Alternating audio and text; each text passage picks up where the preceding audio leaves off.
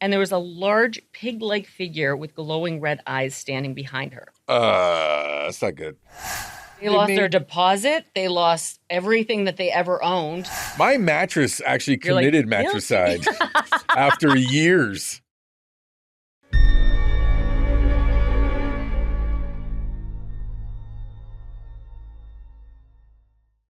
We're just starting the episode with us talking about the Titanic.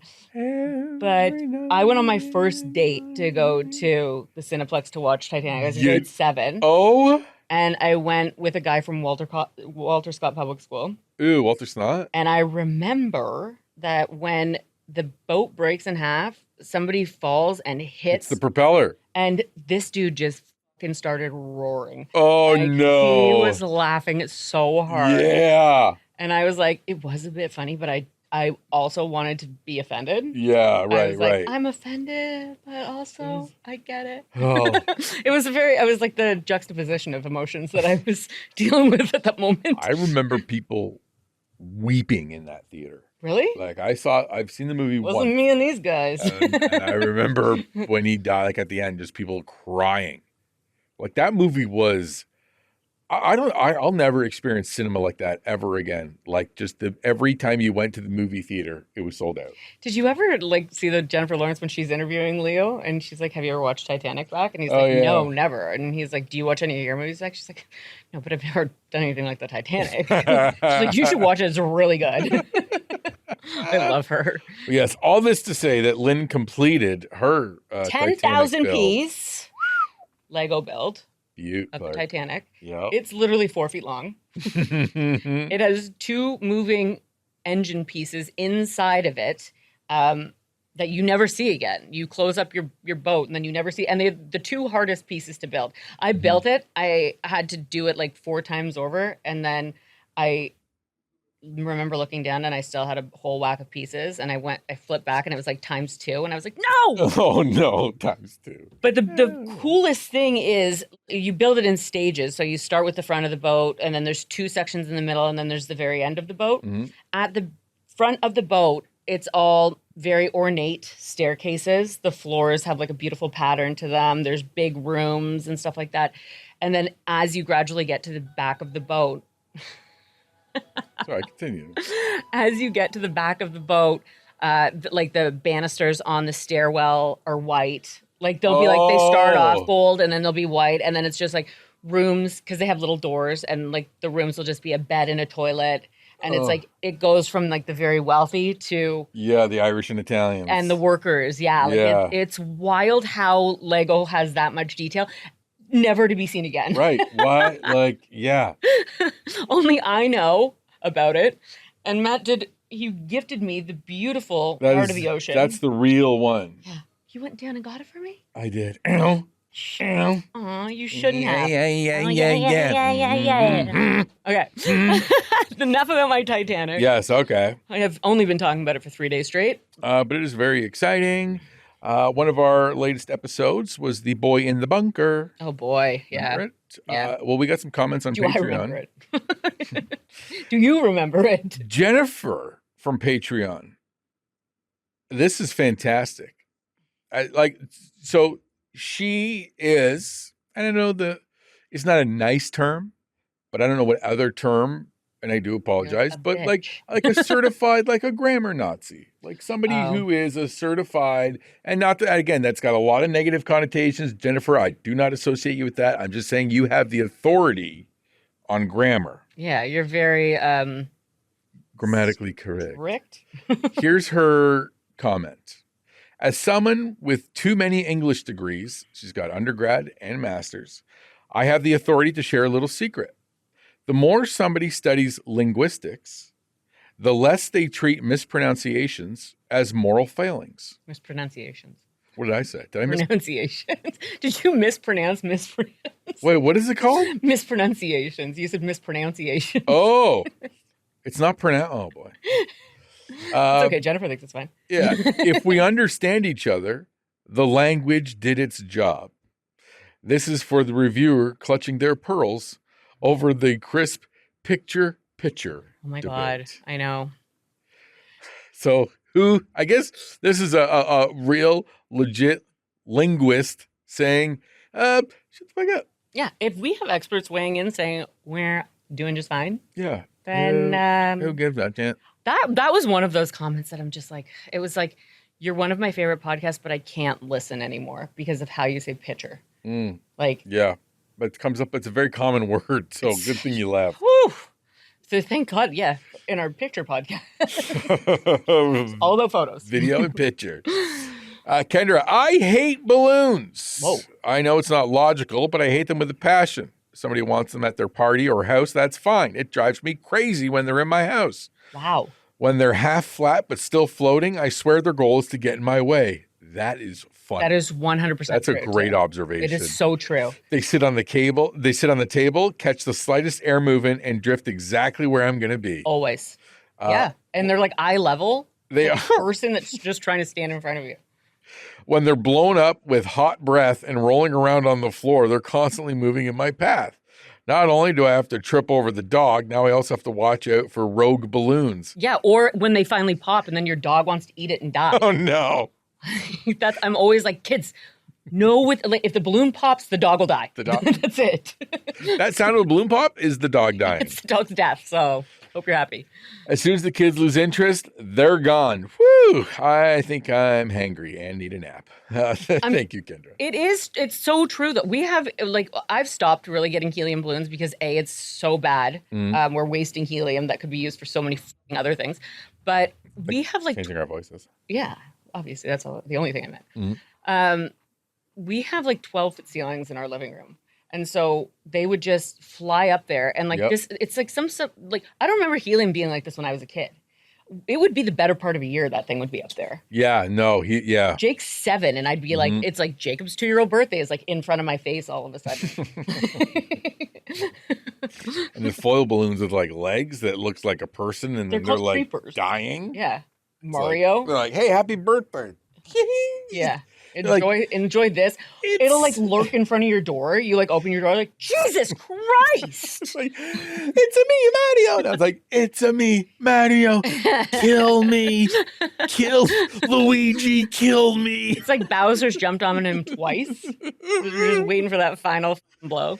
Oh, man. Vanessa, how do I download every single episode on all platforms to push us closer to 500,000 downloads? I need to hear these stories. Do you want to just reiterate what she's talking about there? Yes, we are within the next few months. I predict by the summertime we're going to hit 500,000 downloads, which is a pretty remarkable milestone for us. So we want it to unlock something. Why don't you make it special? Yeah. Yeah. So Matt suggested doing it in the nude. Yes. I had to put the kibosh on. Yeah. Lynn's like, all right, maybe you'll just do it in the nude. I'm like, I don't see that. Maybe we do Zoom. Who knows? Yeah. Like, maybe we put on extra clothes. Remember Friends when Joey? Let's do that one. Do the opposite of what you're doing. No, I have a story where I was doing SEX and I did believe Have you ever said my life could be in danger as a result of doing SEX. Do I say it? Yeah. To who? You're like, only my mom. No, I guess I don't say it. No, I probably don't say it. I just spell it. Is this because of years of being on the radio, or is it just... No, it's just a fun, coy, immature. I can say sex and and she like that, making love, doing it, bumping uglies. But I do like saying SEX. Do you ever just say... Oh my God. Maybe during, if you're, in that. If you're so inclined. Yeah, in that. You have to you took a questionnaire. Like, do you like it when people talk? Right? Oh, trust me, with this voice, they all like it when I talk. The ladies like it. Vanessa says also, OMFG, the Unabomber part of this conversation. You all are the best. I think. What are we talking about with the Unabomber? I think I was saying, and Krista says this as well, the older I get, the more I understand the Unabomber. Not so much the bombing, but just about his. Yeah. You had some visions. Yeah. And that is all that I have. So sign up for our Patreon page. We interact with you directly on our little Matt, Patreon sometimes like more so than you might even want. Yeah, way more so. In fact, I've started doing, if you are on our Patreon and you haven't done so, you can go to our Patreon only Facebook page. Please do, by the way. And I've pinned there our They're essentially cameo style videos that I do. Personalized. Like, Yeah. yeah. So you can send me an email, and all that information is on our Patreon only Facebook page. Send me an email with all those details. Yeah. And I would just want to give a shout out to Mary. I had some issues working around with her email address, so I creepily got her direct phone number and texted her cameo videos directly. One in which I was smoking a bit of a J, so I did email her and I was like, "Hey, listen." You're like, can I show up at your house? Yes, it's like I was, watching the football game. I'm just in Maryland. Yeah. I'm just in your neck of the woods. I'm in Portland right now. But she was cool with it. And she was telling me she got like 3 boys. So I was like, wow, a house full of dudes, just piss everywhere. And like also that's a great segue into like if you want Matt to like just scream at your kids in that baritone voice. Oh yeah. And say like pick up after yourself. Yeah, listen, you little jerks. That could be your cameo. You can request that version of a cameo. You got it. Okay, so can I segue? You go then? and do your thing, girl. Okay, so we are going to be talking about the Amityville haunting. Ah! Horror, haunting, whatever. Ah! There's a lot of stuff. So what do you know about the Amityville situation? I believe James Brolin bought a house. You're even going James, like you're not even doing Ryan Reynolds. Eh? No, I'm going old school. 74. I believe that James Brolin bought a house. I think the house was haunted and maybe told him to kill or something. Do you know why the house is haunted? No, but I know that the movie is based, I believe, on a real tale or there is some thread of truth in the movie. Well, there's been countless movies and books and It's stuff like that series, all done yeah. on this. So Amityville is a town in New York. A real? Yep. Called Amityville? Yep. Wow. Which sucks because it does not seem like the name of a place now. I think it's synonymous with this. And I think, is that not where Jaws was? In Amityville? Yeah. So you didn't know it was a place till now, and now you have another story that goes along with it? Well, I thought that was I didn't know that was fictional. a place. Doesn't that girl named Christina live there? No, but I thought it was a fictional place. No. Amityville is a very real place. I believe it's only like, I think an hour away from Manhattan, maybe? Check it out. Okay, nice. Oh, sorry. Okay, just so the town in Jaws is Amity Island. Which took place in Martha's Vineyard. So not Amityville. My apologies. Yeah, I don't think there's a lot of ocean in New York. Well, on the side. Sure. I don't know. Yeah. I don't know. We come from Ontario where we have lakes. Lots of them. That's true. So The we're going to talk Lakes. about, The Great Lakes. we have so many. So great. They're literally the best. They're the best. So, you think of the haunting, but do you think of the familicide that took place there? Familicide? Yeah. What is that? It's the death of your whole family. You silly, That's what it's called? you silly goose. Yeah. I thought you were saying like you were saying like, yeah, but do you know the familiar side? I'm like, that I You're like, I recognize. literally just said I don't know where the place is. Why would I have a But familiar what do you remember? The sighting? No, familicide is the murder of a family. So anything with side, that's your Like a death?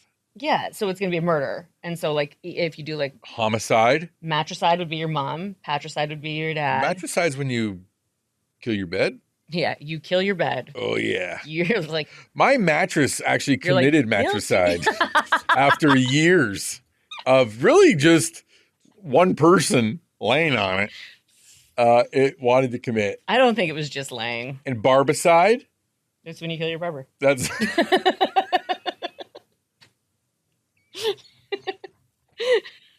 You call this a fade? I thought you had my Wow. haircut records. I had no idea. So yeah, some believe that everything that happened in The Haunting with your James Brolin, Mine. yeah, With your James Brolin. your buddy, Barbara your Streisand. man, yeah. Your boy. this would all, be something that would, yeah, that's what you think of. The main thing is that The Haunting, it would inspire all the movies, the books, and, it would be retold in detail for many, many years following. But a lot of people think that it was just a big ruse. The Lutz family, which was who your boy is, would conjure up after learning of the massacre that had taken place in the home not long before they purchased it. They, They have been accused of purchasing the home as an opportunity for financial gain. Knowing it was a murder house, buying Which it. to me seems like, yeah, in 2026 times, that would be huge. You could easily market that on socials, but like in the Yeah. 70s, it would be really difficult. Right. It would be tough. Was that the whole family? Yeah, so let's I'll tell you the crime Okay. first, and then we'll get into the hauntings. But on Wednesday, November 13th of 1974, after finishing his shift at Briganti Carl Buick, a Buick dealership, shockingly, Thank you. owned by his grandfather, 23-year-old Ronnie Defeo Jr. went to his regular dive bar just down the street from his family home. The bar was called Henry's, and Ronnie had left home very early that day. He had woken up like super early because he called in sick the day before to work, and then he spent like the entire day in bed. And then your whole internal clock is off. He woke up at 4. His younger brother Mark was in a wheelchair, and he would say later that he had walked by the upstairs bathroom and he saw Mark's wheelchair outside of the bathroom, and he just assumed he was in the bathroom. But aside from that, he saw nobody else. He was like, super early, I'm going to go to work. Early bird gets the worm. Yeah. And he hadn't seen anybody, and he just went to work. Ronnie was the oldest of 5, followed by his sister Dawn, who was 18, his sister Allison, who was 16, and younger brothers Mark, 12, and John Matthew, 9. Got it? John Matthew, 9, Mark 12. You got it. Done and done. Upon arriving with his friends to Henry's later after his shift had finished, Ronnie had attempted to use the payphone multiple times to touch base at his house, as most 23-year-olds do. Yeah, like, JK, LOL. I don't... is he like checking in to be like, Love you. hey guys, You're the what's up? best. I'm out drinking. Yeah, I'm just drinking. Hope everything's all right. They're like, hey, And he's like, stop calling here. did he do the collect call thing where it's like, you have a collect call from Mom, I'm at Henry's. Yeah, I'm at Henry's. It's just over. I love you so much. Bye. I off on drinking. Bye. Love you guys.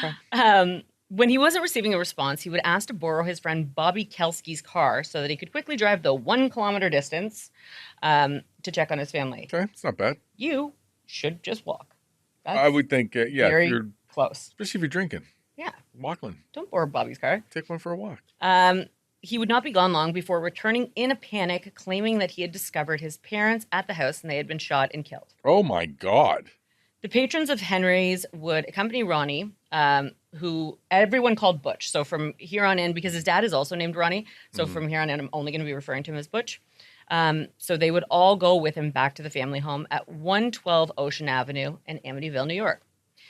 The family had purchased the home after the birth of their youngest child in 1965 for $65,000. 65 grand. That's the cost of a car now. Yes. Wow. Awesome. Cool. Do you want to hear about this great house? Really can't wait. Oh no. Listen. No, I don't. Upon moving in, the patriarch of the family, Ronnie Sr., would install a sign on the front lawn that read, High Hopes. After traveling the short distance, everyone but Butch would enter the home. The layout of the home was a little different. This was a 5-bedroom, 3.5 bathroom, 4,000 square foot, 3-story home. Wow. Colonial style. And it had a heated pool out back, as well as it sat on the water with a detached garage and boathouse. Oh my God. For Yep. 65 grand. You couldn't even get the boathouse for 65 grand. No. So the primary bedroom was located on the 2nd floor, which was also where the rooms of Mark, John Matthew, and Allison were. And up in the attic was where Dawn's bedroom was. It'd be scary.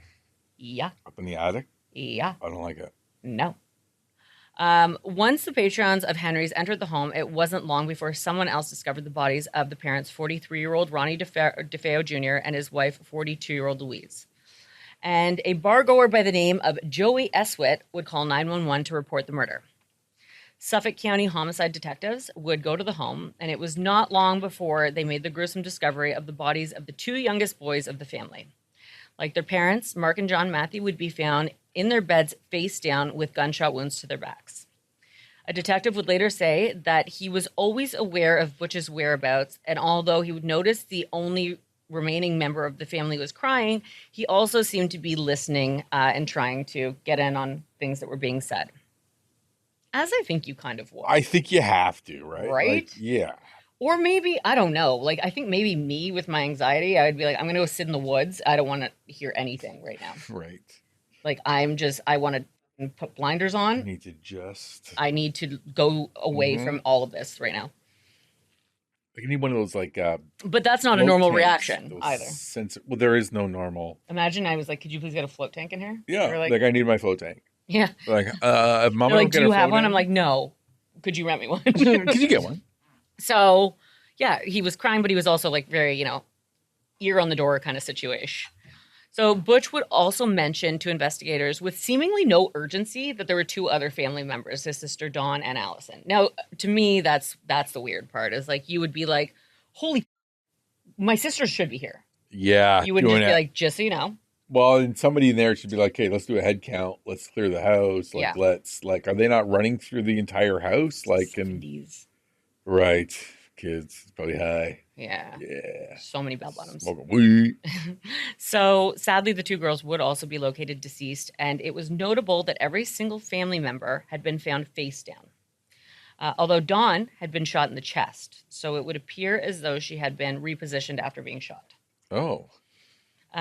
What was strange was the type of bullets that were used would have come from a .35 caliber Marlin rifle, which would have been an extremely loud weapon, and there was no evidence that a silencer was used. I didn't know this, but I guess if you shoot off a gun with a silencer, like it starts to break away eventually. What does? Because it's like a hollow tube, right? The silencer? Yeah, the silencer. Oh, really? So it'll leave like remnants of a silencer Oh, around. okay. I didn't know that. Yeah. And they're not fully silent like in the movies. Boom, boom. That's Yeah, what I like- heard in the movies. Yeah. I love that. Just like the click, like clink, clink. Yeah, because usually in the movies when a silencer is being used, it's just like. Yeah. So, yeah, they said that with the amount of shots that would have been fired, a silencer would have begun to break apart, leaving behind some evidence.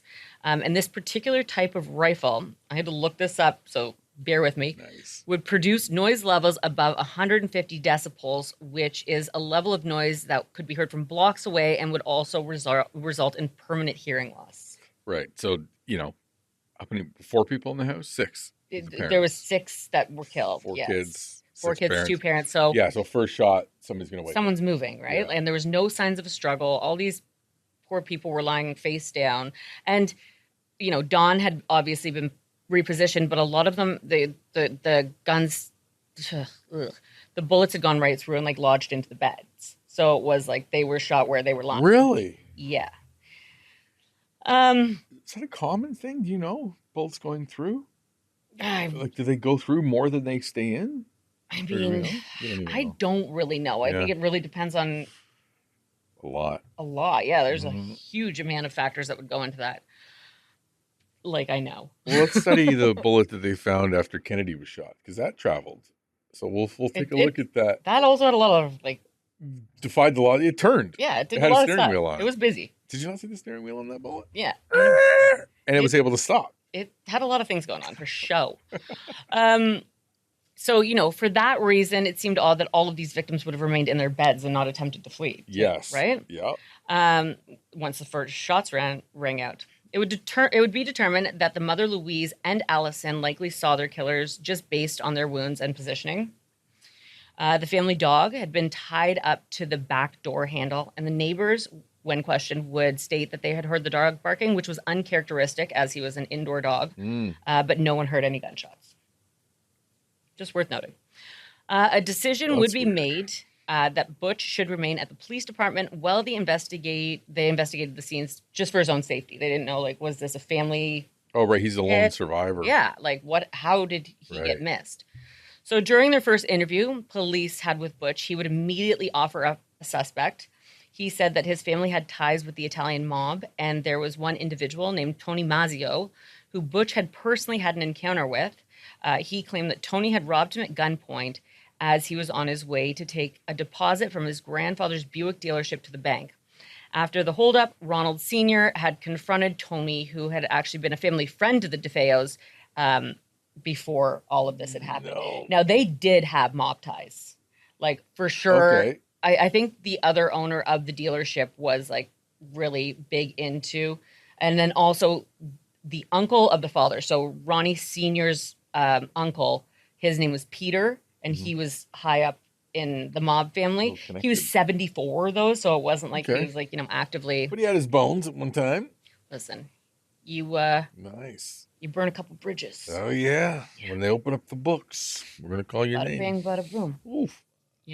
Break your marbles. So at this point, they believed, but also another thing is that the Italian mob does not take hits out on children. That is correct. There is a code. Yeah, I know. Omerta. Does Don't that worry mean? about it. It's our code. Our mafia. Because merda is in Portuguese, and I think it's merda in Spanish. Oh, nice. Sounds like saying murder. Merda. Sometimes my merda is merda. And chupar mi pilo. Oh, is that shampoo? No, Oh.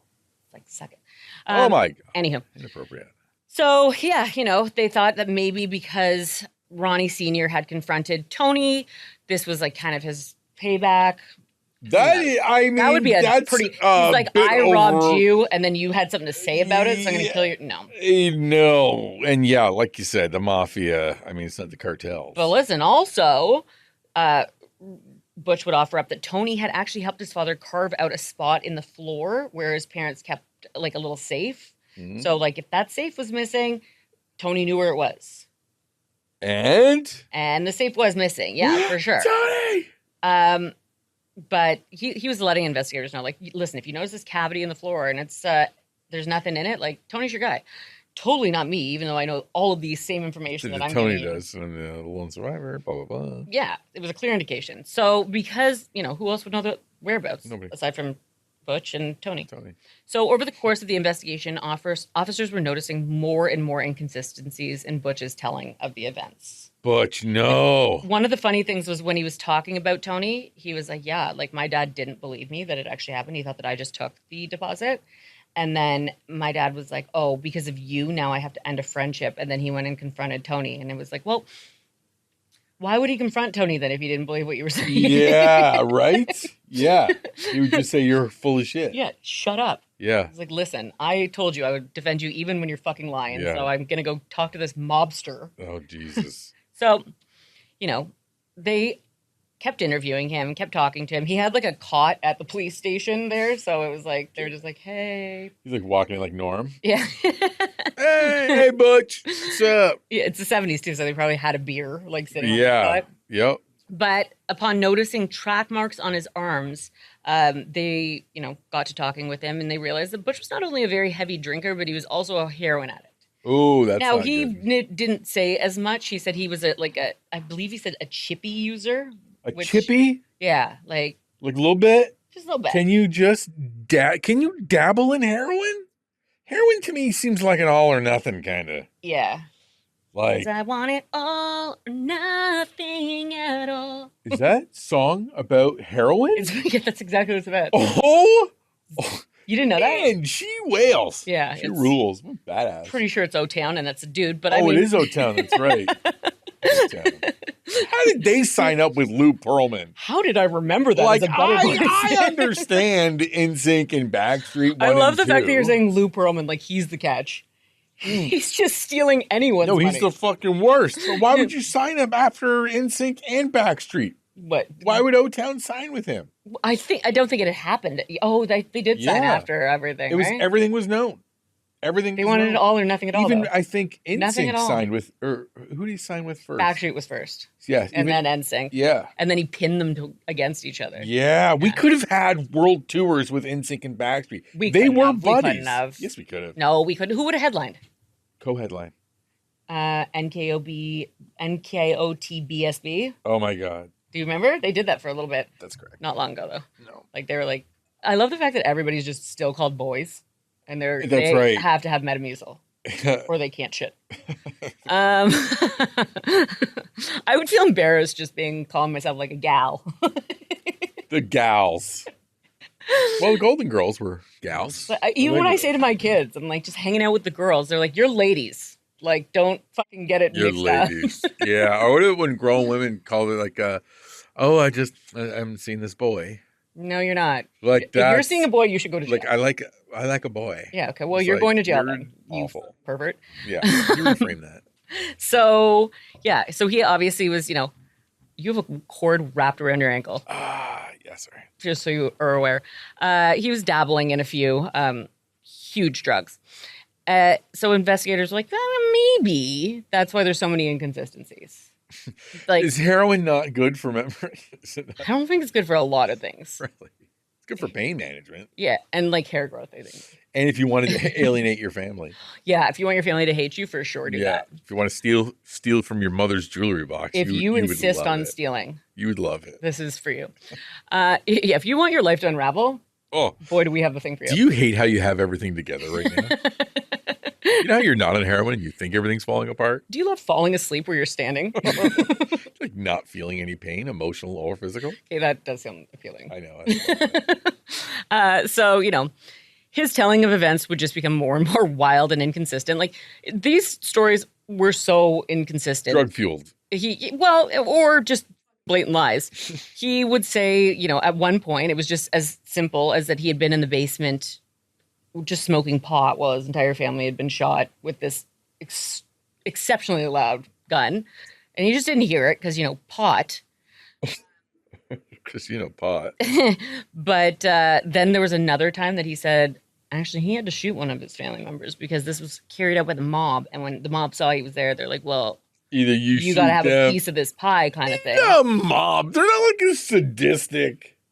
Well, they were like, listen, we don't want you talking. They would have just fucking killed you. You're the one they had a problem with. Why are they killing the kids? Yes. They're making you watch.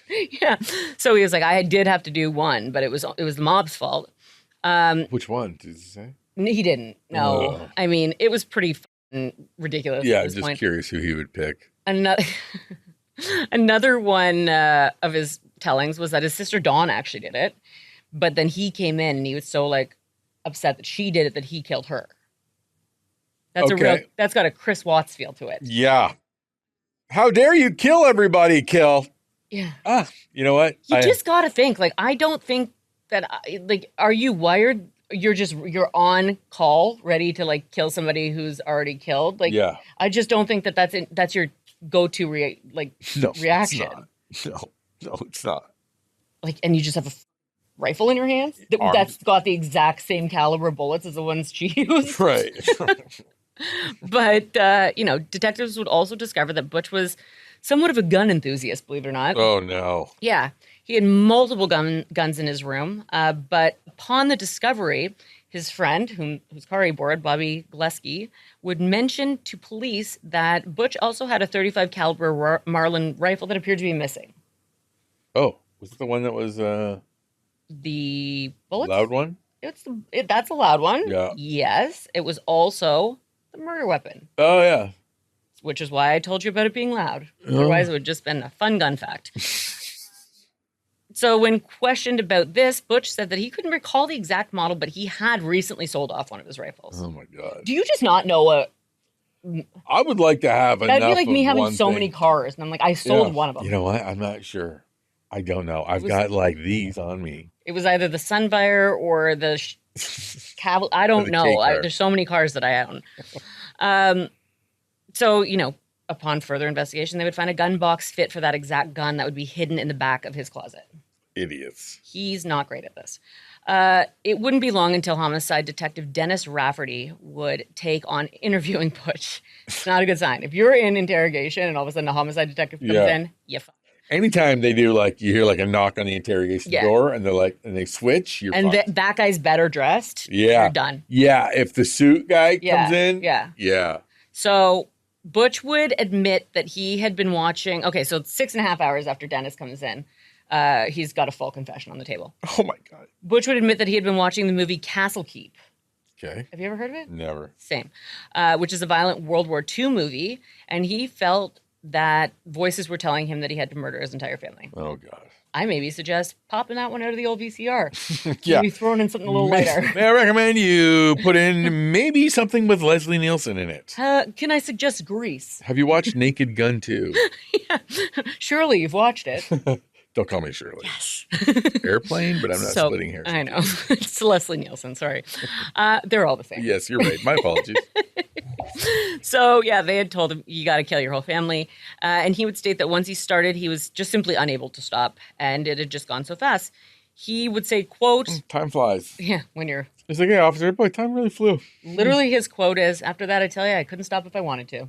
Ooh. Sure. He's like got a murdering in him now. I know. And he's got, like, the most, like, Bronx Italian, like, stereotypical, like, 70s. Yeah. Oh. Once I started, I couldn't stop. I tell ya. What's the thing about murdering once you get going? I don't know about you. It's like my grandma's capicola. I can't stop.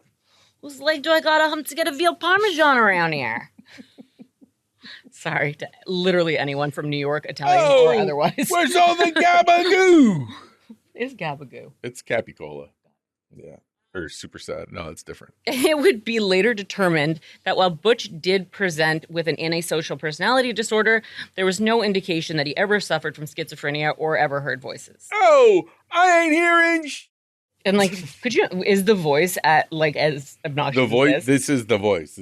Hey, you should kill your family. Oh, never mind. Check out that broad. Look at the games on her. So over the years, Butch had made many claims of horrible abuse at the hands of his father. And throughout the years, many of them would be substantiated. Oh. Butch had actually married a girl named Geraldine, and Ronnie Sr. had gone to the couple's home and dragged Butch back to the Amityville home, and he would be forced to live there with the family while having a wife and another home on the side. That is embarrassing. It's also expensive. Well, maybe not. Oh, yeah. I mean, when houses are only $60,000. You have a few. Yeah. So Butch's wife at the time would say that Dawn even had attempted to leave the family with a boyfriend who she wanted to move to New York with. And Ronnie Sr. had made it very clear that this was not an option. And Dawn had confided in Geraldine that she had fantasized about killing her entire family. Oh, Jesus. Even the mother of the house, Louise, had said to her longtime assistant turned best friend, Lynette Nonowitz, that around Thanksgiving of the year of the murders, that there would be a great tragedy, but that it would be a blessing in disguise. I don't like that one bit. Well, it's a lot. And this was November 13th, so I'm pretty sure it was like either the weekend before or after Thanksgiving. Oh, boy. So while neighbors would claim that the family was typical and nice, and the only one with any real issues was Butch, there is evidence to the contrary. Uh-oh. Allison, which was the 16-year-old. Did Louise want to kill her family? Yeah, Louise did. The mother said that there was going to be a great tragedy. Allison would stop having friends over as well and would claim that it was because she would see her friends' families and how normal they were and didn't want to expose them to the tensions in her own house. Oh, okay.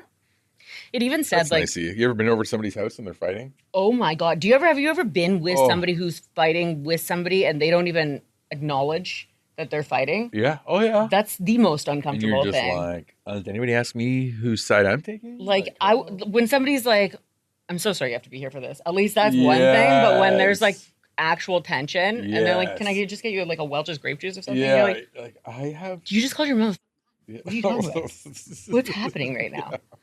No, I don't want to get juice. I'm a grown up. Why are you offering me fucking Are you grape hungry? juice? You want my mom to make you something? You think I'm going to trust her? Jesus. Literally, you just said the worst thing You just about called her the worst You name. want me to eat her fish sticks? Not a chance. Absolutely not. No. I'm really stuck in the 70s right now, I feel like. Like, because of this story, I'm just like, give me Welch's grape juice and fish sticks. Go for a bike ride. Yeah. A hearty man's meal, like microwave, which probably eliminates any kind of nutritional value. Oh, yeah. But anywho, so Allison wasn't having people over. You know, Dawn was apparently confiding in people that she wanted her family dead. The father was abusive. They even said that Louise would, to try to get it to stop, would drag fights, verbal and physical fights with her husband out onto the front lawn where neighbors could see in order to try to defer him from doing anything, but it didn't really help the situation. Wow. Yeah. That's the 70s, am I right? Just making a scene. Yeah. So once Butch had confessed to killing his family, the floodgates kind of opened, and he was very willing to discuss his hatred of pretty much all of them. He started off by saying that the evening before, this is horrific but kind of funny. The evening before the murders, his mother had cooked dinner, and he stated that she was a terrible cook. He would say, quote, this is quotey quotes, Uh-huh. my mother was a lousy cook. She cooked up some brown stuff in a bowl. It looked like shit, and it smelled like shit. Oh my God. Maybe it was. Yeah, maybe she should have killed you, you fucking ungrateful little shit. You're 23. Well, actually, he did try to leave home. Yeah, eat the poo. Just eat the poo. I always tell my kids all the time. Jake's like, the other day, I said, you know what, Jake? One of these days, and he goes, I know, Mom. I'm going to be a grown-up, and I'm going to think, oh, man, I wish I had appreciated it more when my mom would make me food and serve it to me. I know. Hey, Jake, that never ends unless they move to Florida. Then you're screwed. But, You just eat hot dogs. but barring that, my friends, That's why you still record with me, isn't it? So you can come in and hopefully get a meal every now and then. yes, a lovely spread today. If you weren't late, it would have been warm. That's true. My apologies. It's okay. I'm always late. Uh, you've earned a couple. You've got a couple in your back pocket there. So he would go on to say that his little brothers, and this again is quote, is a couple of pigs. 9 and of course they're kids. They're 9 and 12. They're literally the most disgusting individuals ever. Like, Yes, it's piss. It's garbage. It's stinky sock. Their feet are starting to stink now. Not showering. I took Max out of the shower yesterday, and he said, Mom, can you put the towel down on the ground and then roll me up like a burrito in it? And I was like, okay. So I like laid it down and I rolled him up in a burrito, and he goes, you know, you do that way better than Dad. And I said, well, where does Dad do it? And he goes, well, so I did it kind of like vertical. My husband does it horizontal. And so that's right. It would put the towel like right beside where the toilet is. And I was like, ew, well, I would never do that because you and Jake, like, God only knows what I could be putting There a clean is towel in. within And Max goes like this. 9 He's looking at the toilet and he goes, yeah. Like, and he's Yeah, like, that checks out. that actually checks out. Yeah.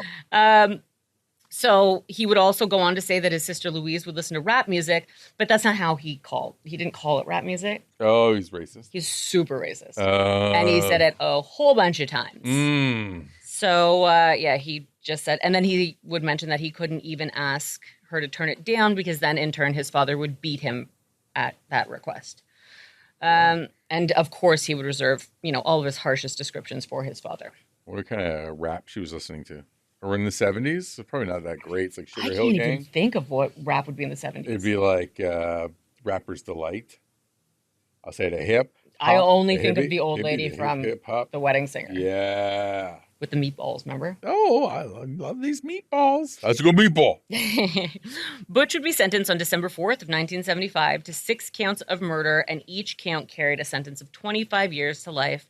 He would die in 2021 at the age of 69, still incarcerated. Nice. I like that. But that is not where the story ends. Very shortly after Butch's sentencing, still in December of 1965, another family, the Lutz family, which your boy, James Brolin, and Ryan Reynolds would play in the movies. Oh, really? Yep. They play the same guy? Yeah, which is really unfortunate for your man, eh?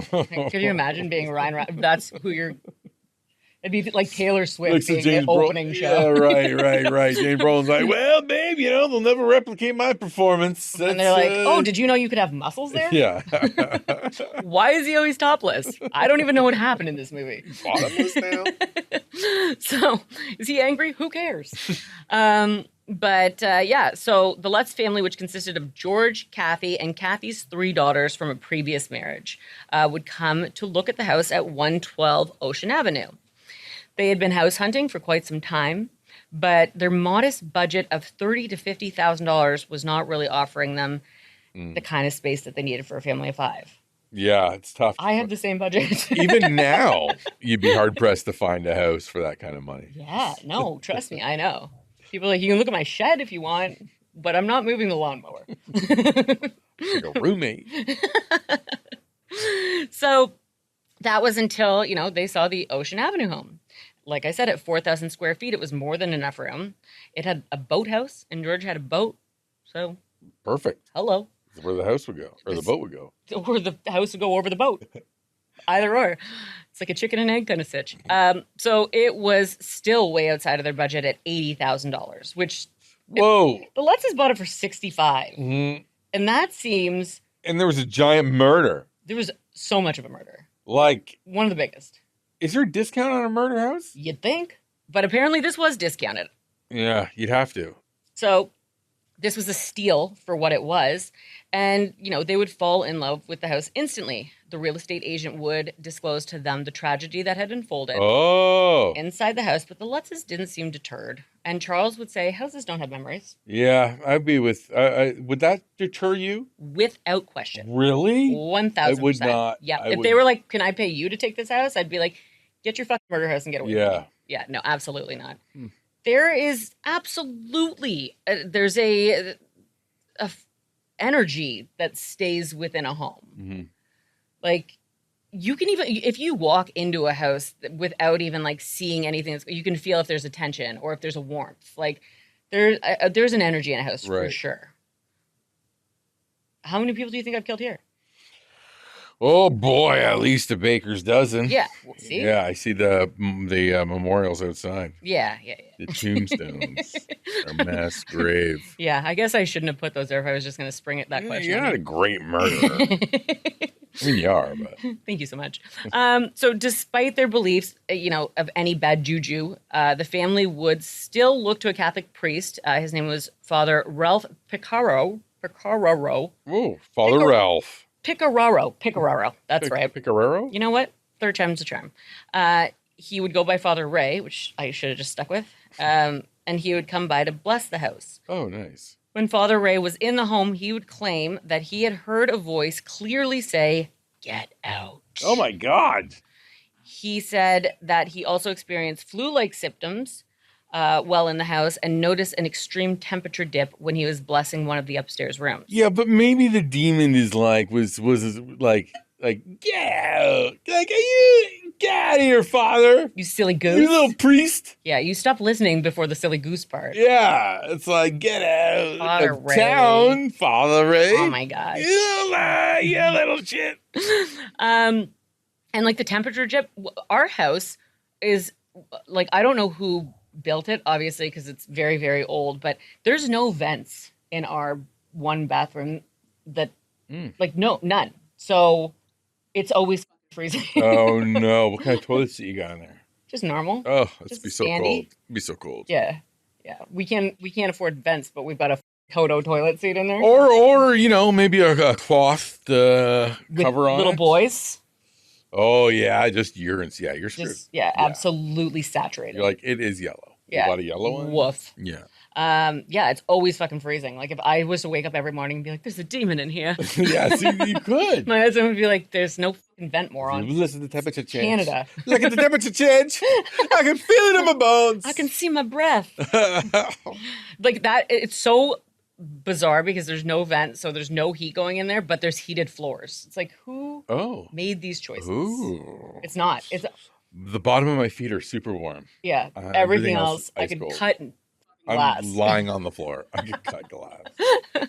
So, yeah, there was a temperature dip in one of the rooms, and then when he went and he told the family about it, they were like, that's fine. It's just going to be a sewing room. Okay, well, no, that's not how you bless or exercise a house. You didn't finish it then. Yeah. Well, you started doing the dishes and you didn't complete it. Like, you hit a bump in the road. It's like, all right, we're going to get a priest to bless the house. All right. Hey, listen, I found an evil spirit. That's fine. Just keep moving on. Yeah, we're just going to sew there. Why don't you get Lou the mechanic to bless your house next time then? Also, you have too many rooms when you have a sewing room.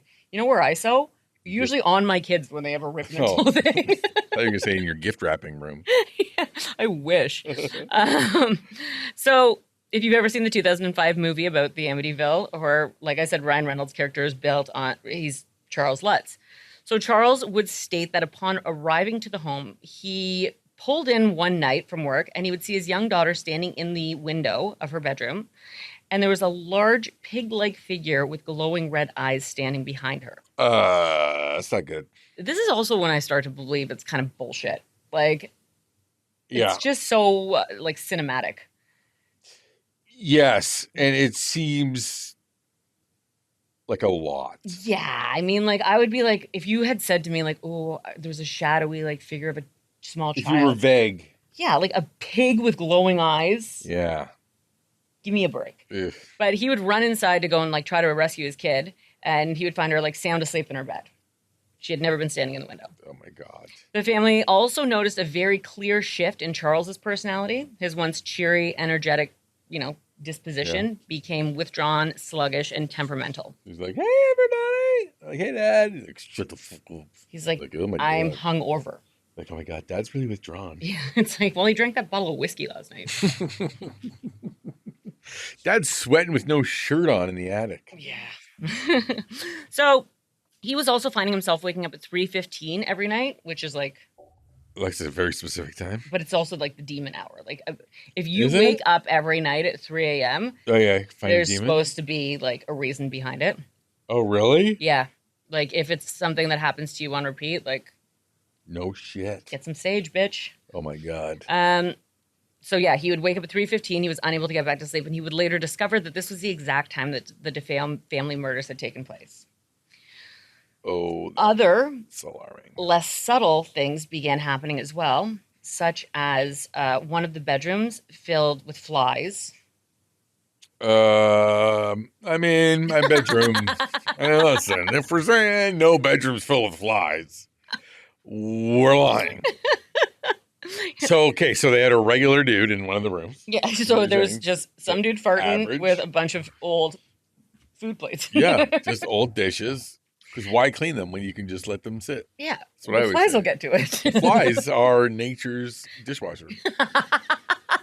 That's what the Survivor Man Les Stroud says. Oh God, he's a genius.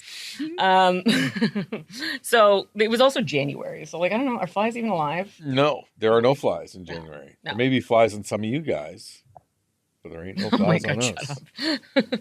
So another very cinematic thing that I don't really subscribe to was that green slime would appear out of nowhere and ooze down the walls. Yeah. It's like just the early days of Nickelodeon. But like, how does that story? You're right. Oh, guys, I think I'm gonna die. That's the magic word. He said, "Die, slime." Like, how does that account make it out of the house? Like, where they say, "Oh, there was slime on there." What do you mean? Wouldn't you be telling everybody? Nowadays with Facebook. Yeah, but isn't it bullshit? Well, no. Like, well, we can't really discredit them because we don't know. This is what he's saying happened. Yeah. But like nowadays with like fucking social medias, some of like 1/3 of my Facebook people are the most obnoxious people ever. Like Yes. for sure. I have people on there that are like, woke up late today and I have a headache. And I'm like, I wish you would die. Yeah. Thank you for jumping on and crushing that content. Like, Is there a like and subscribe button around here I can hit? green ooze coming out of the walls again, am I right? Shut up, Lisa. So I do have one person on my Facebook that other people will be like, you just need to stop. Like every day it's a different complaint. Like you're upset about daylight savings. Like just move fucking forward. It's all of your complaints lose anything when everything is a complaint. Yes. Like you could break your leg and I'd be like, I don't care. Yeah. Yeah. When you complain all the time, Shut you up. lose your complainability. Your complaint of credibility. That's exactly the word I was looking for. Crushed it. Yeah, so green slime coming out of the walls. Mhm. There would be extreme temperature dips. Maybe they didn't have vents in certain rooms. Maybe the vents were closed. Maybe they have heated floors. Yeah. Yeah. Watch out, your hydro bill will be off the charts. Both Charles and Kathy's mother would experience seeing Kathy's face change right in front of them, going from an attractive woman in her 20s and suddenly appearing as a woman in her 90s with deep set wrinkles. This would happen on more than one occasion. That happens to the housewives when their Botox wears off. It's crazy. You can tell. You're like, oh, you need a top up. So what? Botox what? Smooths your skin? Botox paralyzes your muscle. So you don't do like that? You don't squint? You don't get the laugh lines and stuff? Well, like you're gonna have, so you'll have like you'll get these little wrinkles, right? But then when you paralyze that muscle, after a certain point, those wrinkles will start to, they won't be as, prominent. You put some cream on there, you slap some fucking maybe a little bit of retinol on that bad boy. Yeah, you can put it in your forehead. People are putting it everywhere nowadays. Yeah. In their butts? No, I don't think your butts. Filler in your butts though. Butt filler? Butt filler. Do they have any butt reducer? Actually, you know what? I do need butt filler. I have no ass, and therefore no pants stay up on me. Do you want to run the stairs in the studio with me? Because that's what I do. No. Oh. I just want to complain and we not just do smash any into work. each other because it's we're super... not in sync. You're coming up while I'm going down. Just wham. Okay, well, got shut down for that one. Yeah, appreciate the effort though. He at the point where it became too much, like this was enough. After his wife turned 90 a bunch of times, which would be fucking alarming. A bunch of times. Yeah, could you imagine though, just looking down, you're like getting it on, and then all of a sudden you look down, and it's the old lady from Titanic. Oh my God! What if you're getting it on with her? Old lady from Titanic. Well, Then we're gonna come in and roast. then you wouldn't be surprised. You'd just be like, this Oh, hello. Oh, Oh, hello, Rose. m'lady. So, at the point where it became too much, George claimed that Kathy slid off of their bed, and he could also hear the children's bed frame slamming on the floor. Ooh. He's like, you know what, enough's enough. And he decided that he needed to flee. He would grab his wife and kids, and on January 14th of 1976, after having lived in the house for only 28 days, the Lutz family would flee, leaving behind all of their belongings, only stopping to grab a cedar box with baby pictures of the children in it. Oh, like legit, like middle of the night, Goodbye. late. We done. Yeah. Not just like, hey, we're gonna list the house and then we're gonna get out of here. No, they f***ed off. I don't know how they actually left in real life, but in the Ryan Reynolds movie, they fucking hopped in a boat and just drove away. And then they were like looking back at the house as they were driving away, and it was like all like lit up. Because you know the Amityville House, right? It's so. Like it's square, is it not? They call it the house with eyes. Oh, because it's got those attic windows. Yeah, it's got attic windows, but it's like very. Hold on. The house with eyes. Amity. I don't like that. No, everything else is fine though, right? Oh yeah, good point. Okay, I like the eyes better than the murder. So like this is the. Oh wow! Do you not recognize that house? Like that's no, pretty infamous. Yeah, I think maybe the. And he painted it, which is super smart because we live on the water, and they painted it with yacht paint. Oh yeah, which marine is so paint. Smart. Yeah. Because your house does get so much more damage being close to the water. Yeah, especially salt water. Ingenious though. Yep. Where's my yacht paint? I don't even know where to buy yacht paint. I'm so poor I don't know where yacht paint. Yeah, we're boat paint people. We're touch-up paint people. Is this yacht paint? They're like, no. No. Ma'am, if you have to ask where the yacht paint is, you cannot afford the yacht paint. If I had a nickel for every time I heard that. So yeah, they said that Charles would say that initially, upon fleeing, he believed that they would eventually go back for all of their things. But he was just unable to make himself return to the house. So he never got any of his stuff back. The house was returned back to the bank.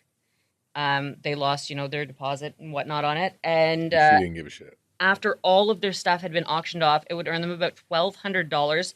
With inflation today, that would make their entire worldly possessions worth about $6,900. How much? How many hundred? Today? Yeah. 6,900.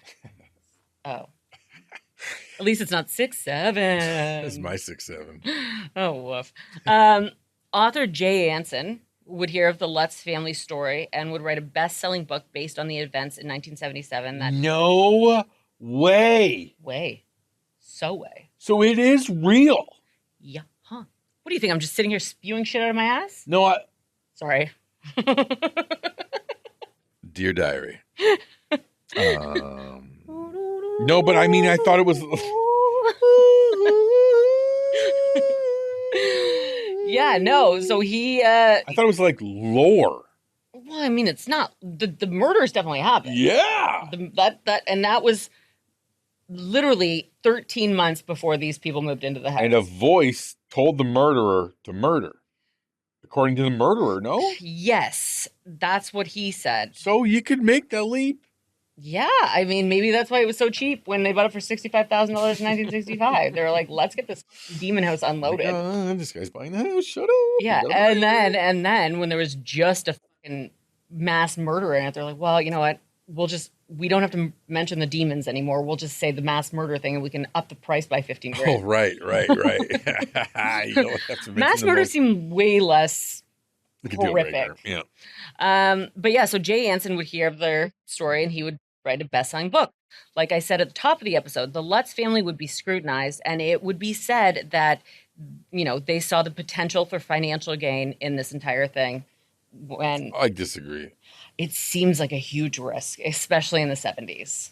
Yeah. Like, even I think today, right now, if I was to say, let's give up my entire life savings move into this murder house, and then hopefully through the channels of social media or whatever, I'm able to accrue an income from it. You know what I mean? That's still a risk today. Yes.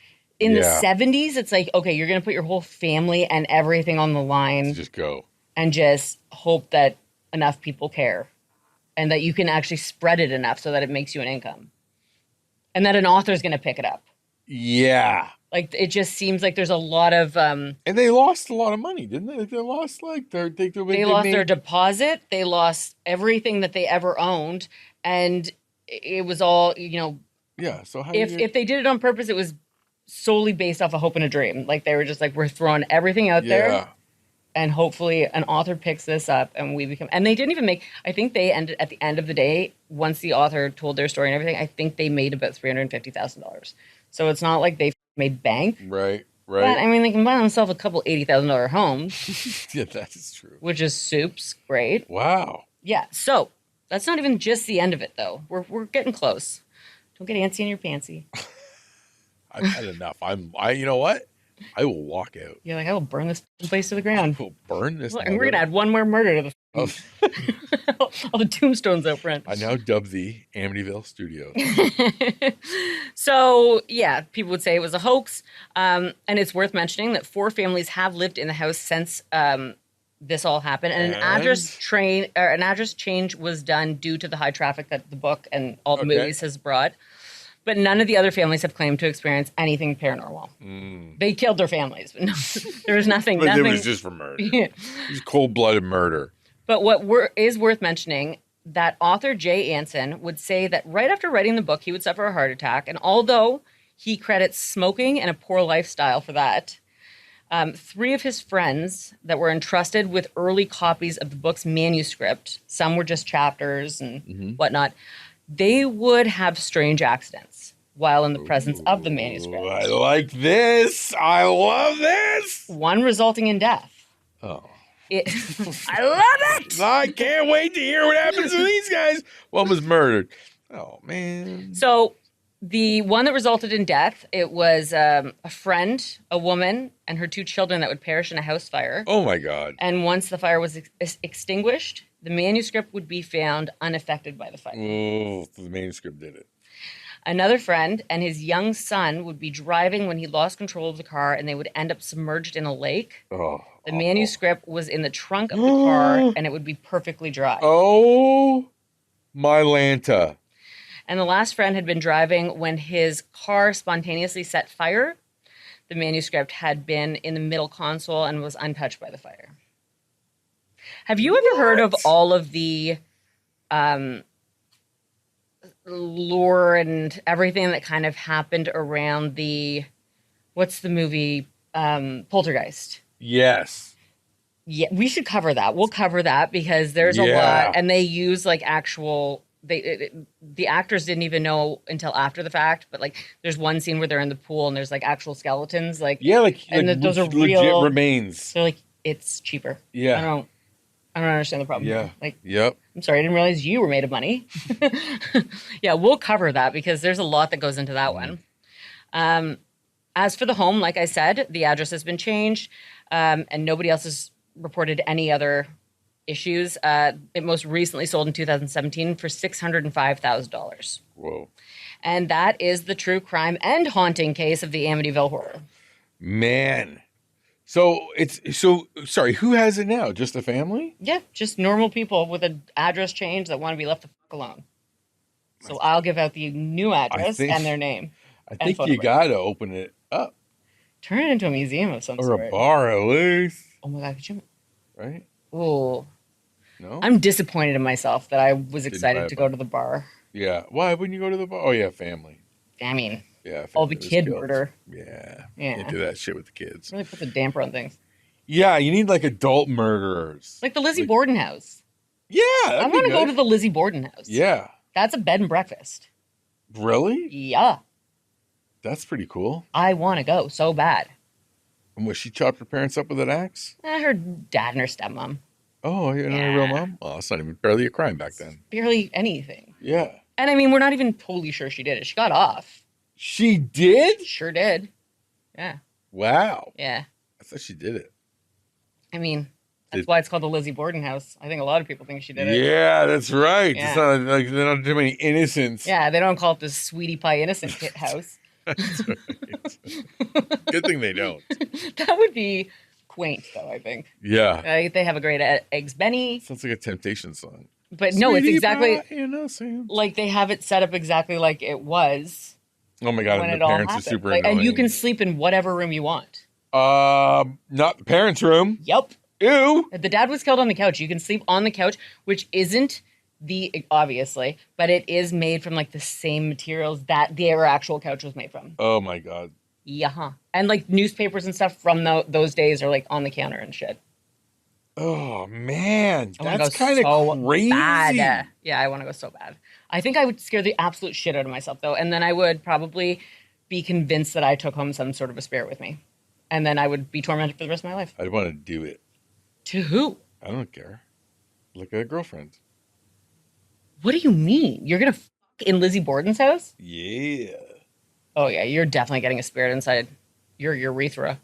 Is that how it works? Yeah, that's how they get you. Wait, if you Only before urethras. insertion, if a ghost gets between P and V, you telling me that a bit of that ghost will get inside my urethra? It's kind of like an STD, but it's ghost. Right. Yeah, Like a spooky transmitted disease. correct. Oh, And there's no penicillin. That Oh, that- yeah, no. there's absolutely no antibodies for it. Yeah, you're at that point. So I hope you enjoy Oh, Ghostbusters. possession. I didn't know that was super real. I knew it was like kind of based on Like, yeah, you know what? A lot of the times when things say like based yeah. on a true story, it's like, yeah, we took one point Mhm. and then we just used creative liberties all over the place. No, Jeez. this one's pretty. They say that the 2005 making of the movie is they added a lot more to it. Like there'll be like the kid will be like brushing his teeth in the mirror, and there's like kind of like a zombie Little looking demon? thing behind him. Oh, so they really get into the whole Yeah, and in the Supernatural. 1977, I think it was, in their doing, it was a lot more factually based, but without context. So people are like, what the fuck is that person doing there? right. Like I don't think they go in depth about the actual murders, which we're burying the lead here. Yeah. You know what? It is funny. Like the family is dead. at For the end real, of this for sure. case. Yes. Like without question. regardless of Hollywood's involvement. Yeah. Yeah. But apparently, you know what? In the 70s, at that time, I think it really gained traction because it was right around the time that like The Exorcist and stuff like that came out. So that was like a real selling. Sensational. Yes, It's like- absolutely. and like You know, Satanism. like, yeah, people kill each other all the time, Yeah. but like demons? Satanic death cults. Do you love demons? Want to see them? I love demons. Oh my god, I can't get enough.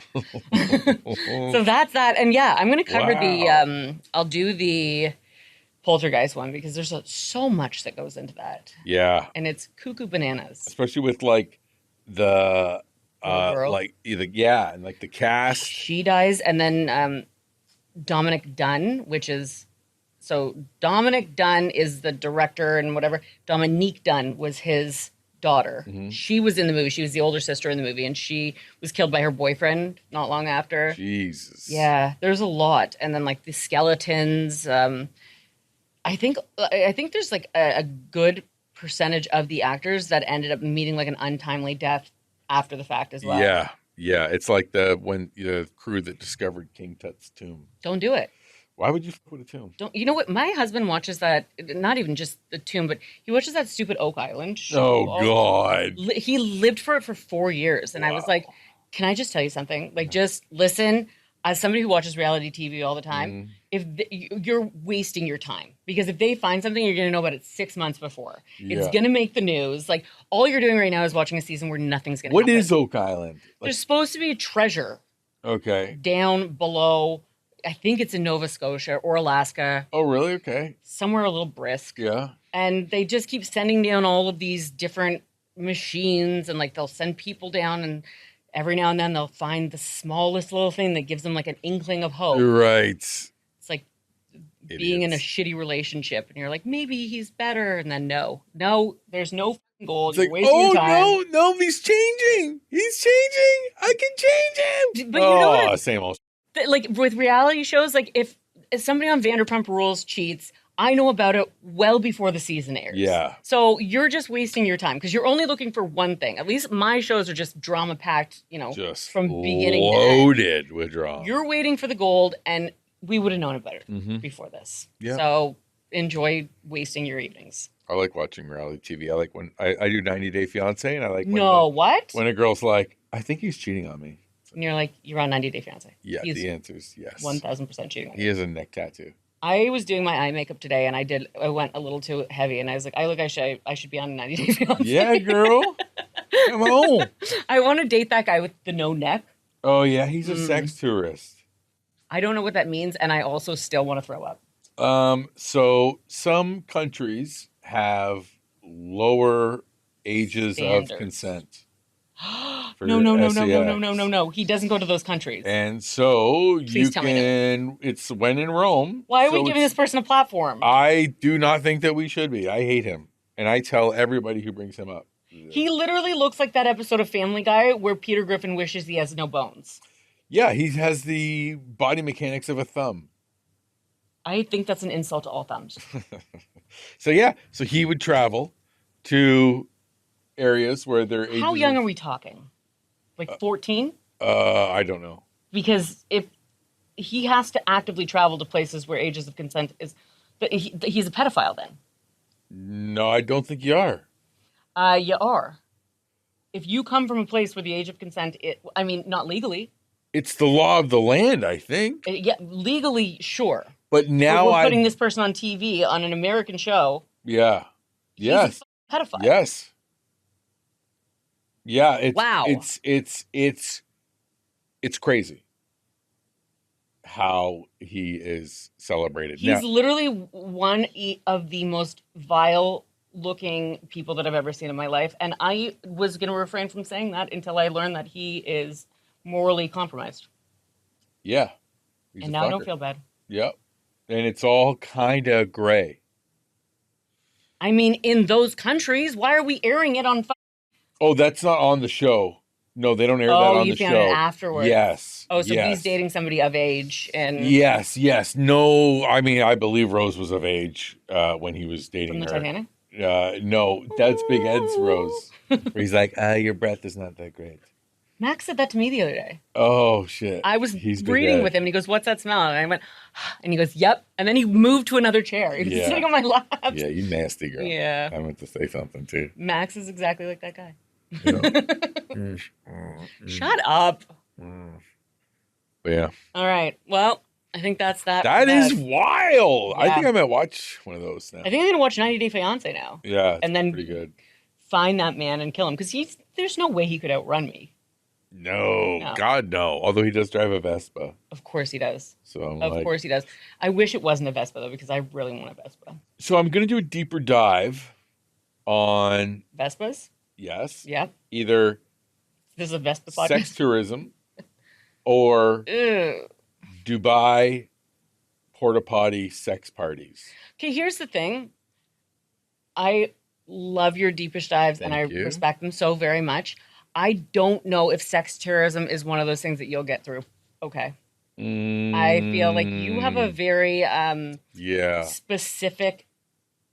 There's something about certain victims that triggers you. Yes. And I think people who are marginalized, younger, and victimized might set you off. Yeah. The porta potty thing, though, sounds great.